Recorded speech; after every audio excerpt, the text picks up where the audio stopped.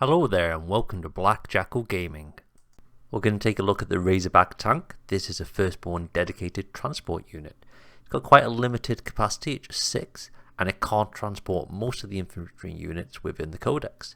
It has a small profile, so it can be relatively well hidden, and it's quite a cheapish mobile firing platform. It has a high damage output.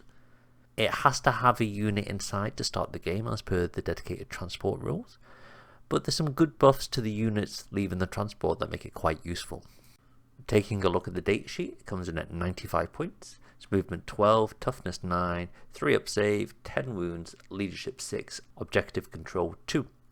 It also has the deadly demise core ability for D3 mortal wounds when it explodes within 6 inches of a unit.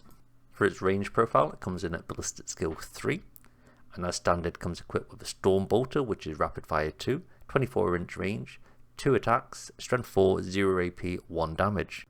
It has a hunter killer missile, which has the one-shot keyword, so you can only fire it once per game. It's 48-inch range, 1 attack, ballistic skill 2 this time, strength 14, minus 3 AP, D6 damage, which is very nice. There's then 3 options for the heavy weapon on the transport. First being the twin heavy bolter, comes with sustained hits 1 and the twin link keyword. 36-inch range, 3 attacks, strength 5, minus 1 AP and 2 damage. Next up we have the twin assault cannon. This comes with devastating wounds and it's twin linked as well. 24-inch range, 6 attacks, 6 strength, 0 AP, 1 damage. And finally we have the twin las cannon with the twin link keyword. It's got a 48-inch range, 1 attack, strength 12, minus 3 AP, D6 plus 1 damage. For its range profile, it comes with a standard weapon skill 4, and it has armored tracks at 3 attacks, strength 6, 0 AP, 1 damage. For abilities, the Razorback comes with the fire support ability. In the shooting phase, any unit that have disembarked from this transport will gain the reroll to a wound benefit if they're targeting a target that has been successfully hit by the Razorback in the Razorback's shooting phase.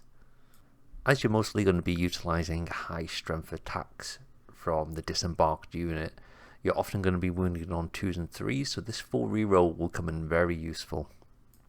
So what buffs and combos can you give to the Razorback? Well, you can only have firstborn models within the unit. They have to be in the tactical armor. There is a caveat that Tacticus models, so your Primaris models and the standard armor, they can ride in the transport as long as they joined a firstborn unit to begin with. Your best option is probably a Devastator squad, so you'd be bringing 4 las or grav cannons. You'd probably lean more into the las cannons unless you want to go a bit more short range. And then you give your sergeant probably a power fist and a grab pistol. Pair them up with an apothecary for a durable unit. So what detachments do they work well in? Well, the Iron Hand detachment, the Iron Storm Spearhead, works quite well because you do have that reroll hit, wound and damage per phase. So with your main weapon you will have twin links, so you won't use the wound. So that will really bump up your efficiency for your hit or your damage. Being D6 plus 1 damage, you probably want to save it for the damage roll, just to make sure that you're being more efficient with your damage usage. Now, if you are running any tech marines, then you can lean into some of the war gear. So you've got the target orderly web. So if he's within 6 inches of the Razorback then gains lethal hits, which is quite nice. And then there's the Machine of War gear, so you can advance and fall back, and if you're within 6 inches of this model, you then get to shoot still as if it's your shooting phase, which is quite nice. We then have the Anvil Siege Force. You gain the heavy keyword. If you already do have the heavy keyword, then it's plus 1 to wound if you remain stationary. So your heavy weapons on your Razorback, they do not have the heavy keyword, so if you're stationary you just get the plus 1 to hit, so you'll be hitting on 2s.